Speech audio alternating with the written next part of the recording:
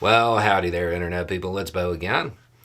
So, today we are going to talk about the Senate and McConnell and Ukraine and $95 billion and a surprise move that is a whole bunch of political tests coming together at once.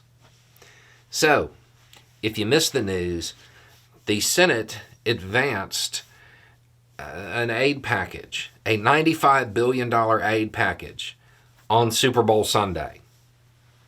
What's in it? $60 billion for Ukraine, $14 billion for Israel, $9 billion for Gaza, $4.2 billion for the Indo-Pacific region. That's what's in it. And I know people are like, man, that sounds familiar. It's almost like that's what was in that border deal that they had worked out. It is. They just ripped the border portion out of it. The Republican Party negotiated a border deal. When they got what they wanted, they were going to advance it. But then Trump came in and was like, no, don't do that. You can't actually address the border. I need that to scare people with. I can't run on policy. I don't have any. I need fear. You can't address the border. So then Republicans turned on their own deal, on their own provisions. They went against it. And now they've decided they don't want to do anything about the border.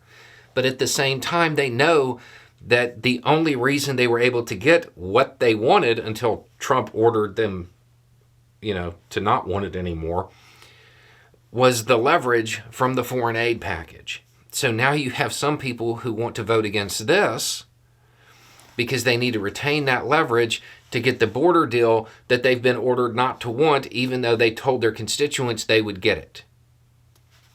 Man, that's a mess, isn't it? So, this passed 67-27, I think. I feel like that's McConnell's way of saying, hey, you want to oust me? Do it. Here's your shot. I feel like that's him calling their bluff. Okay, so what happens from here? Odds are it's going to make it through the Senate. It'll pass the Senate. That's what it looks like right now. Then it's going to go to the House. What happens there? I don't know. The Republican Party has a majority, but it's slim. The Republicans in the House are more likely to take orders from Trump because they don't actually know what they're doing, most of them. They are also, many of them don't have policy. They need fear. So they know they can't address the border. They just have to tell people to be scared of the border while actively stopping anything that might alleviate that fear. Okay? So they may vote against this because they know that at some point they may need to do something about the border and they need this foreign aid as leverage. All that being said, they don't have a big majority, and there are a lot of Republicans who are in vulnerable positions when it comes to the next election. And there's probably polling going on right now determining whether or not Republicans were smart enough to see through Trump intentionally torpedoing the border security deal so he can continue to scare people on it.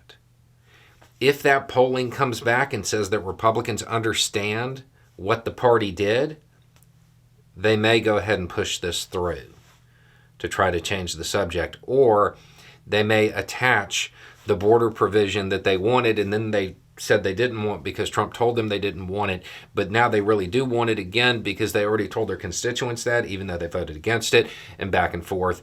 It may go back onto it, at which point it would probably go back to the Senate, and the border deal would go back on in the Senate version as well. It's a mess, and it's a mess because a whole lot of Republicans are taking orders from somebody who, I would like to remind you, lost their last election. Anyway, it's just a thought. Y'all have a good day.